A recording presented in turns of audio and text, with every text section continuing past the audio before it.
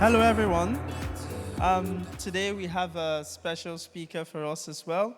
His name is Romijnders, and he's a final year PhD student at the University of Amsterdam. He specializes in privacy-aware machine learning. So he has had two of his projects award and on research projects he's done, and he's worked for a startup company and two AI companies as well. He's been a speaker here at PyData in 2018, and he's more than happy to be here this year. Ladies, gentlemen, and everyone, welcome Romijnders to the stage.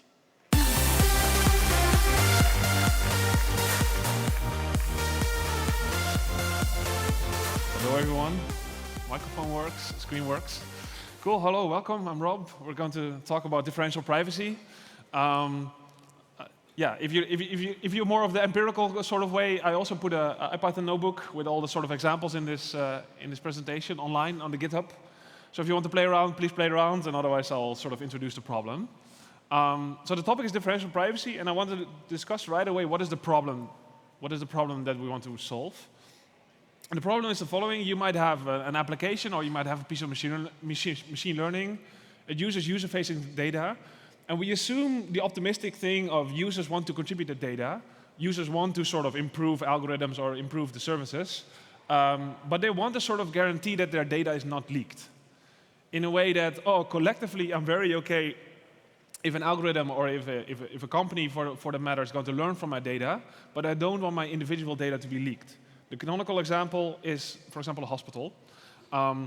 They might develop an algorithm on a bunch of MRI scans, where they do some localization task or they improve a sort of medical task. And one might be very happy, I might be very happy to contribute my data over there and improve that algorithm. But it would be very awkward if that hospital then was going to release that model to the public and my MRI scan all of a sudden was public on the internet. So here we have this tension between I want my own individual data to be protected, yet I might want to collectively improve this model. Another fun example, I think, is we all use these sort of co-pilot/codex assistants. These are those sort of assistants where you're programming and it suggests you the new line, like import numpy as, and it might suggest you np and stuff like that. So we have this coding assistants, and here we have the same thing. I'm very happy to contribute my data to these data sets for these coding systems to be better, but it would be very embarrassing if one day I'm asking this LLM a question and it sort of remembered my exact buggy code. Fun fact, you can actually follow this link and figure out if you are currently in the data set for this codex assistant.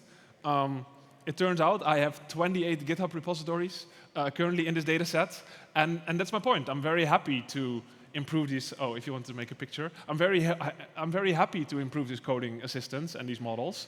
But it would be a bit of embarrassing if they're going to remember my exact buggy GitHub code. So the basic pattern that I want to focus on is that there's a learning algorithm, and we want to introduce a little bit of noise. And that noise is sort of going to hide the individual contribution, but collectively you can still learn from a data set.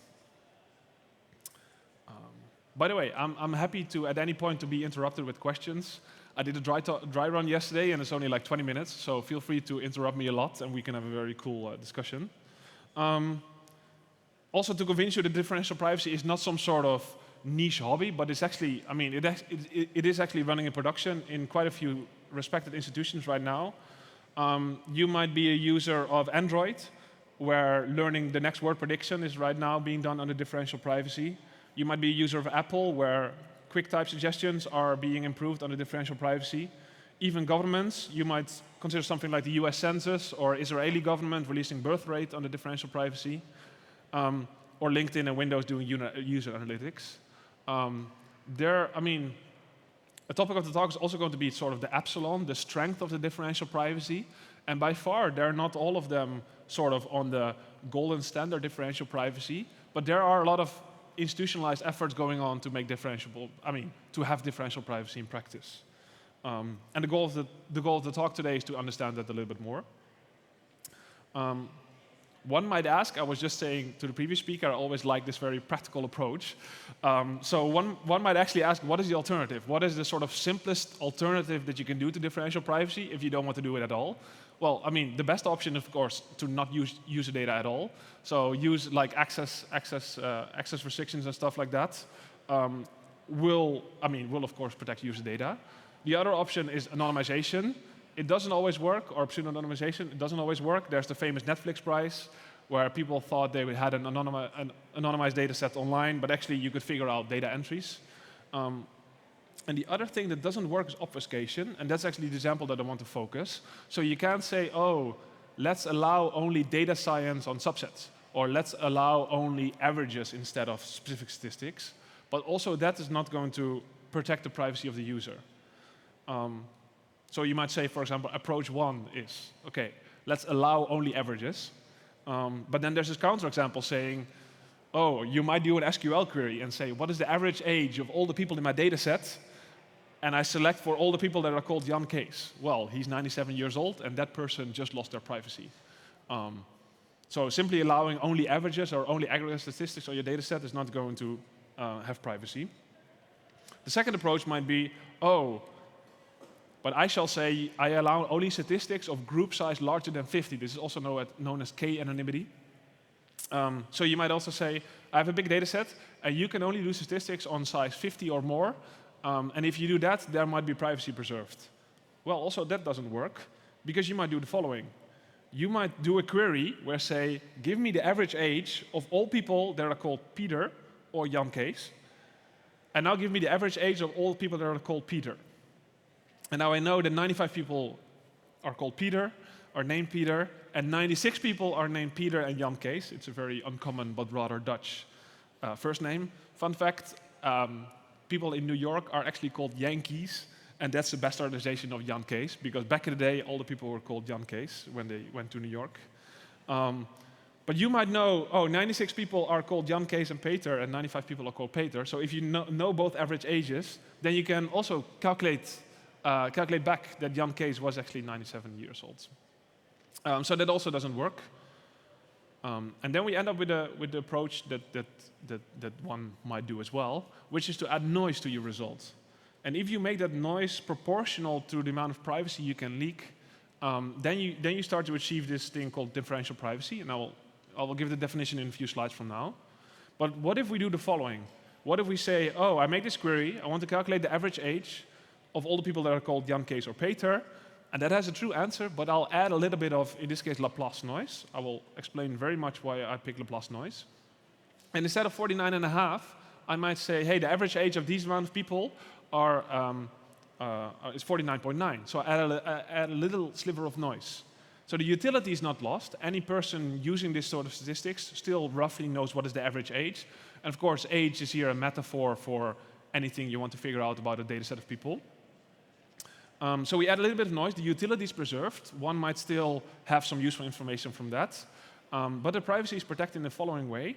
For example, one might have also asked, what is the average age of all people named Peter? I had a bit of a noise, and instead of releasing 49, I released 48.8. There was a tiny bit of noise, but now all of a sudden, if I do the same calculation to figure out what was the age of Jan Kees, I figure out he's 154 years old, which clearly sort of obfuscated the contribution of Jan Kees only, but collectively, we still have a useful answer. Here's two different samples of noise. So for example, I might have added a little bit of negative noise there, a little positive noise there, and all of a sudden one might figure out that Jan Kees' age is 58 years old. And this is this concept where we sort of obfuscate the individual contribution, but we can still learn collectively. One caveat is that you ask this question once and you get an answer once, and that'll be noisy. And with every time that you ask the question, a little bit of privacy is lost. Actually, I was having a chat earlier on at the coffee break where there's sort of a privacy budget, because every time you ask the question, a little bit of privacy is lost. Because what one might do is, of course, one might ask this question 10,000 times, run this calculation 10,000 times, and yes, then the average is going to be the true age. So it is a sort of privacy protection per the query that you make. Why this Laplace distribution? This Laplace distribution, we make it proportional to the amount of privacy you might leak. And for example, I would say a person has the age between 2 and 100, then I make this Laplace distribution proportional to 100 minus 2 over the number of people in my query. And a way to think about that, for example, if the age of all the Peters is the left gray line, and the age of all the Peters plus Jan Kees is the right gray line, if I add enough Laplace noise, then these distributions will overlap.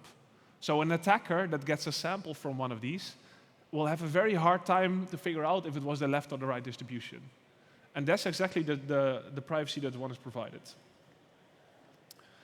And this comes from the following definition. And this is the sort of one of the two mathy slides in this presentation. So this comes from the following definition. If I have an algorithm, and it takes a particular data set, and I have the same algorithm, and it takes another data set, it's called D prime, then the probability I learn something, I call it weight, W for the weights of a machine learning model, or just the answer of your query. The probability that I give this answer should be epsilon delta close to each other.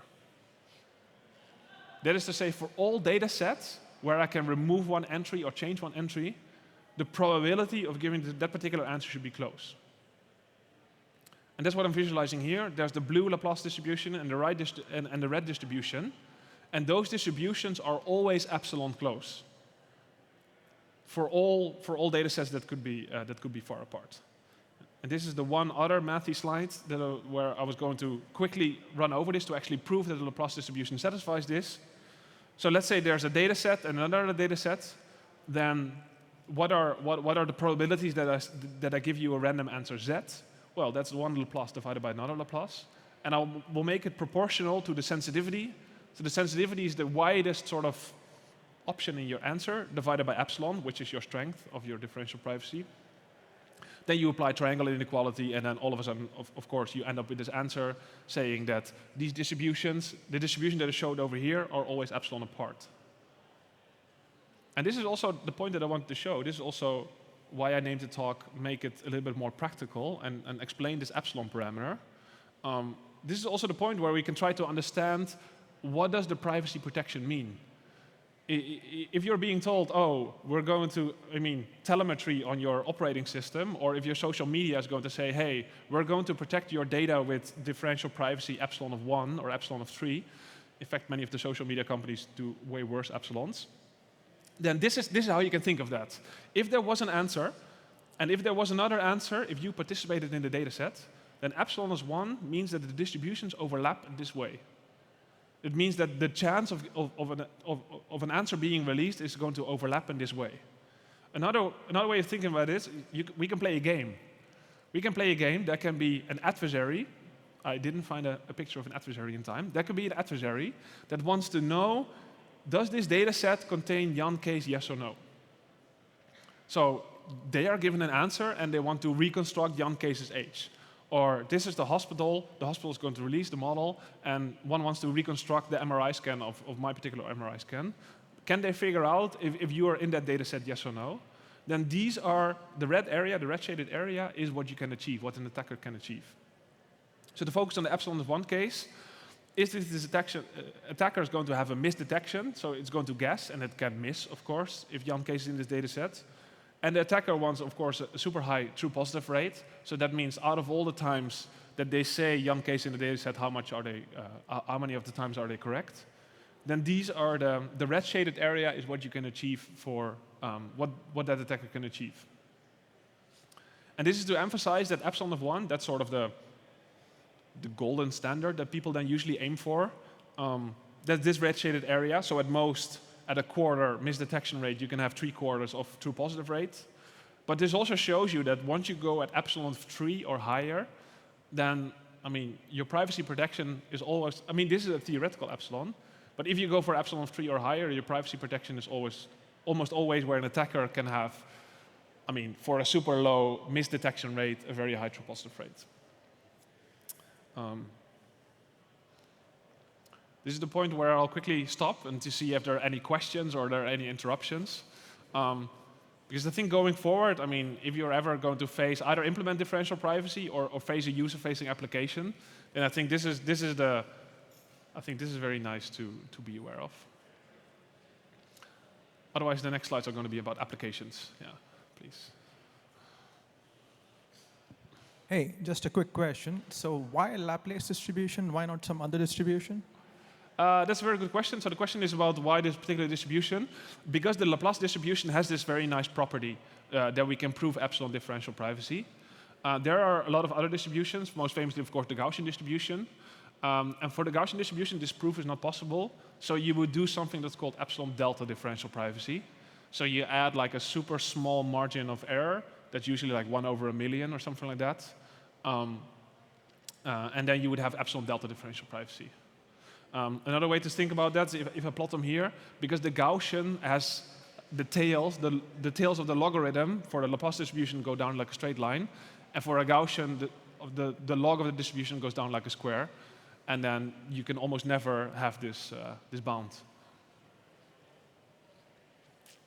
Yeah, thanks. It's a great question. Yeah, I was wondering, is there any relation between the size of the epsilon and the size of the data set that makes sense to choose? So should you choose a different size of epsilon for a larger data set, for example? Yeah. So is there a relation between the epsilon indeed and the size of the data set? Usually one bakes the size of the data set into the algorithm, such that you can have the same epsilon. Just like and maybe I went quickly over it.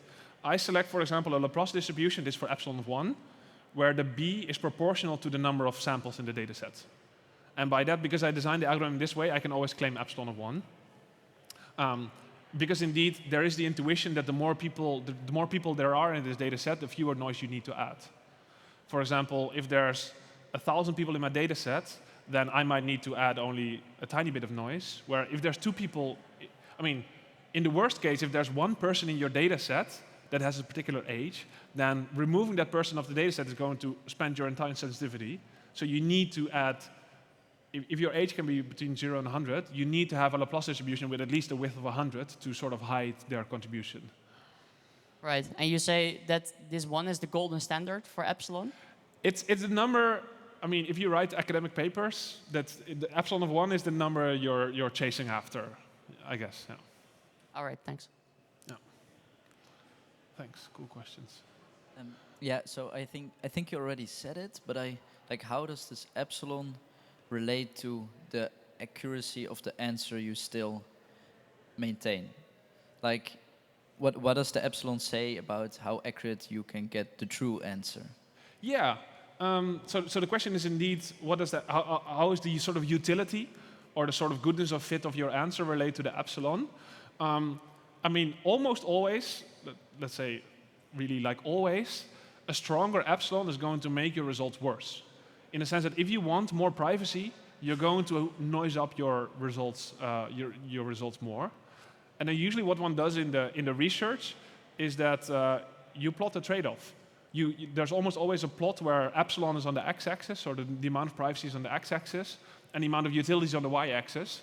And you sort of investigate or try to get the best algorithm that for epsilon of 1 or lower gets the best utility.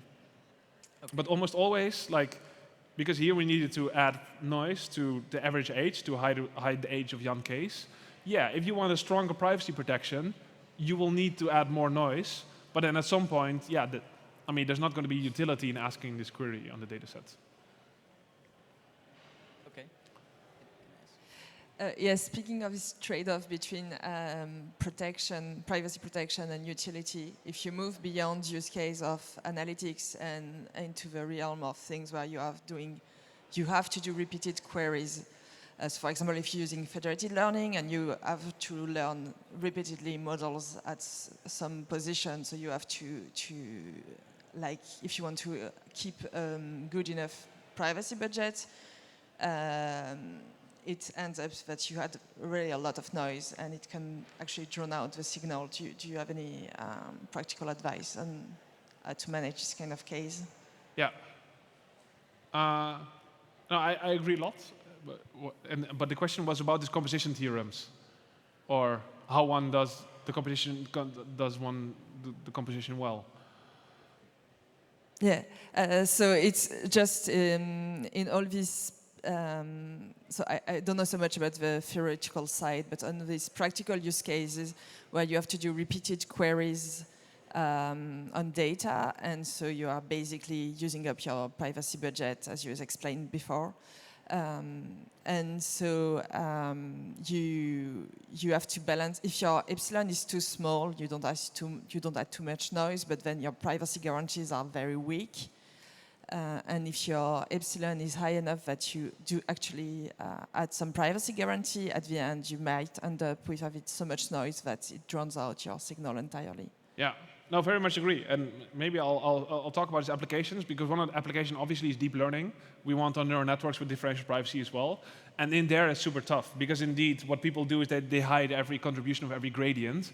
And because you need to compose it over 10,000 steps, you lose a lot of utility of your privacy budget. So yeah, that's right. Okay. So let me quickly talk about two applications. One application is my own, and the other application is, of course, deep learning, because we can't have a machine learning talk without deep learning, I guess. The first one is about contact tracing COVID, where you want to have differential privacy. So let's imagine, okay, let's hope not, but there might be another pandemic. And in that case, we might want to do contact tracing. This is the situation where people were installing apps on their phones. So people were installing apps on their phones, and they're going to communicate between each other to figure out who has a high risk for COVID. You might assign a number like, oh, your risk score today is 72%, or your risk score today is 26%. And that's a number you want to share, but also there's a number that you want to have some sort of privacy from. So the attack is the following: an attacker, because these contact tracing apps, they also have an attack mode, in the sense that there might be an attacker, they install the app, so they have a fresh score, their risk score is 0. They might contact one person, and then the following day, their risk score is going to be reflective of the victim that they contacted. So in other words, if you install these apps, and they can be statistical, I don't like the binary. What Netherlands did during the pandemic was the binary contact tracing. It doesn't quite work. But even if you do statistical contact tracing and you send around these probabilities, there might be a privacy loss over there. So there was a project where we focused on can we add noise to this process as well? Can there be an algorithm that accepts messages from your friends, and of course the test that you take, and whenever it reveals the score to an attacker or to virtually anyone, can you add noise to this answer, such that you sort of hide the contribution of this individual person? Collectively, as a society, we might run this app and still figure out where the virus is or who has high risk for this virus. But you want to hide away the contribution of this individual person. And indeed, to answer also a few of the questions that came up, one makes a plot like this, where on the x-axis is privacy. Here's your epsilon level. And on the y-axis is your infection rate, in this case. That's the utility. You want to keep the infection rate low. This is called the peak infection rate. So the worst day in your 3 months of simulating this algorithm, on the worst day, what is the infection rate? That's what one wants to keep low. Of course, for the epsilon of 100, which is virtually no privacy protection at all, you can keep the peak infection rate low. Because there's no privacy, all these apps communicate, and they figure out where's the virus, they go into isolation, there's a low peak infection rate. For epsilon of 0.1, which is a super strong level of privacy, all of these apps fail. There's a high peak infection rate in all of these simulations. But in this case, and it's not about this particular method, it's more about the shape of the plot. In this case, we contributed an algorithm that for epsilon of 1 manages to keep a low peak infection rate. But the point of this plot more is that once you go into this research, you almost always want to make a plot of this trade-off between the privacy and the utility, just to figure out where this phase transition happens. The other application, and the question already alluded to it, is deep learning with differential privacy. The conclusion is actually it's quite bad. Even the best algorithms right now lose a lot of accuracy, and that's because of the following. When we ask our data set for a simple query, we know the sensitivity of this query. If we ask the average age, the ages can be between 0 and 100. We know how much this answer can vary. But for a neural network, it's not at all clear. If we have a data set that we train a neural network, how different could this neural network be if I removed one sample from the data set? That's a question that's super hard to answer. So the existing approach, what people do, is that they add noise to every single gradient step. So the approach one takes is saying, oh, every time I calculate the gradient, that might be a privacy loss. So if I train my neural network for like 100,000 steps, that might be 100,000 privacy releases. And if you do that, and you look at a data set like simple image classification, So there's the famous ImageNet classification task where you need to classify between cats and dogs and cars and boats. We just discussed the epsilon. You usually want epsilon of 1, but even at epsilon around 100, classification accuracy is only like 10%. Whereas, I mean, it's well known that these image classification models, training from scratch, one of these, ResNet, so convolutional neural network, can easily achieve like 70 or 80% accuracy. So here we say that even going down to epsilon of 100, epsilon of 1 is not even included in this table. So it shows you that, for deep learning, it's very much an open question, where there's not at all sort of solved algorithm to fix this task. Yes, one might comment is that the empirical epsilon is lower. Like in practice, it's very hard to figure out from a neural network to reconstruct data. So you might say the empirical epsilon is way lower. They can be up to 30x lower. There's a paper on that. But the theoretical epsilon for a deep learning neural network is actually quite bad. So that's what I want to discuss. I hope we've gained some intuition for this epsilon parameter of the differential privacy. Playing this game between an attacker might want to know if you're in the data set, yes or no, and that attacker has a certain misdetection and a certain true positive rate. The sort of one-line summary is that differential privacy blurs the contribution of a single data point, but collectively you still want to learn from this data. Strive for epsilon of 1, and if there's ever this delta parameter, if you go for epsilon delta differential privacy, set this delta to be way lower than 1 over n. A few useful libraries. There's TensorFlow and PyTorch privacy for the sort of building blocks for differential privacy, and there's a plug for my own library for this recent project. So yeah, thanks for attending, and I'm happy to discuss way more.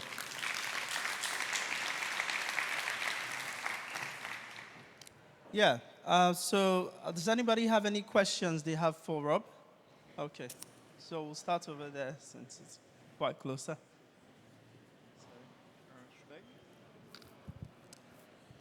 Thanks. Very cool talk. I was wondering, you're mentioning that for deep neural networks, it's very hard to predict the noise because humans will know, hey, above 100 is not realistic, so you don't really consider it, the gradients don't. Could you train a model using non-differential privacy and then only fine-tune on your differential privacy data? What is the impact then, if it already has some bias? In that case, yeah, it might be biased towards your pre-training data set. If that was your question. The question was mainly, could you give it some pre-knowledge that it doesn't have to learn everything from scratch? Yes, you could. So the question is about pre-training and fine-tuning under differential privacy. Indeed, you might pre-train on a large public data set and fine-tune on your small private data set. In that case, it indeed works rather well. There's still no result of like epsilon of 1. But for example, for LLMs, there's, I think, quite a few famous papers that pre-train LLMs, of course, on the entire internet, and then fine-tuning it to a small data set task. And then indeed, for epsilon of 2 or 3, you might get decent accuracies. So in general, that's a recommended setup, for sure. Yeah. And it also relates to the earlier question, because in fine-tuning, you need to do fewer steps.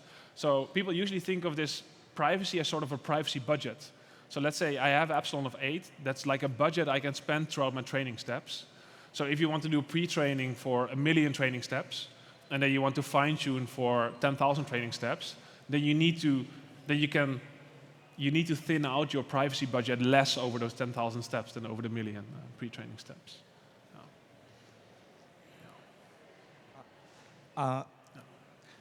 Yeah, so hi. I had a question from, I was trying to think of this kind of from a probabilistic perspective. So I have two questions, slightly interrelated. One is, like you focused on how much obfuscation is happening or how hard it is to get the real answer in some sense from a data set. But I was wondering, does it matter how far you are from the real answer, and if that has an impact on sort of how much obfuscation you're doing? So what I mean to say, if Peter's age was 80 and I got an answer like 90, that is still acceptable versus like 150. So something from that aspect. In a probabilistic sense, I could be more or less unsure of the answer. So, I mean, that was one question. And then relatedly, I was also wondering on the side of the neural networks,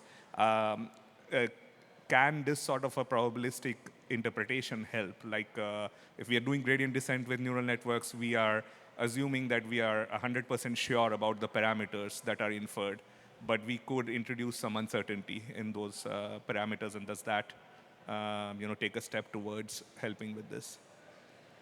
Yeah. So thanks for the question.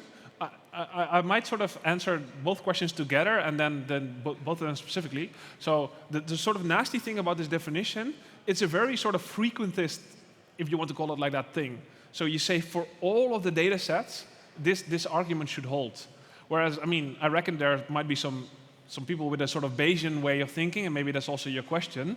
So there might be a Bayesian way of thinking saying, oh, these data sets, some of these data sets are super likely, and some of these data sets are unlikely. So for the unlikely data sets, maybe we should add less noise, or maybe for the unlikely data set, we shouldn't cater to them. But sadly, the adversary might exactly use those unlikely data sets to figure out results about one particular user.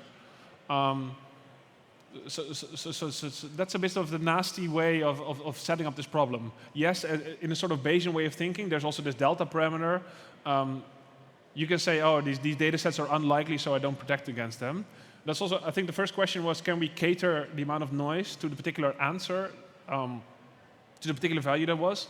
Like, should you add more noise if a person is 97 years old than if they're 56 years old?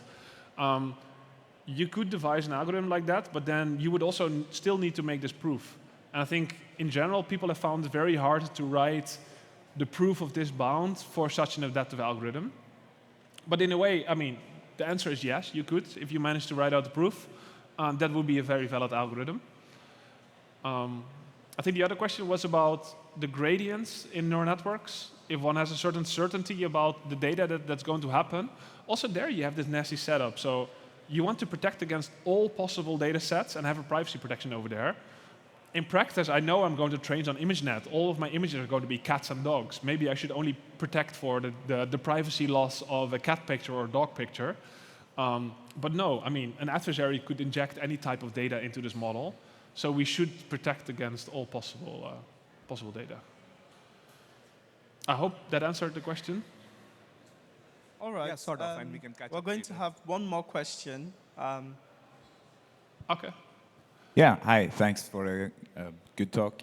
I was wondering if you could elaborate, because you said that there is an empirical epsilon. I imagine that's quite dependent on the data set and also maybe on the query that you're doing. How would, in practice, one go about figuring out the empirical epsilon of something? Is that very academic and hard thing to do? I think it's already part of the question. It's a very contentious topic. Okay. Where people hide what they play this game. They just play the game between is a particular, and then they hide what they call canaries in the data set. So you might train on ImageNet and hide some weird images in the data set, and later on see if you can figure out if they were in there.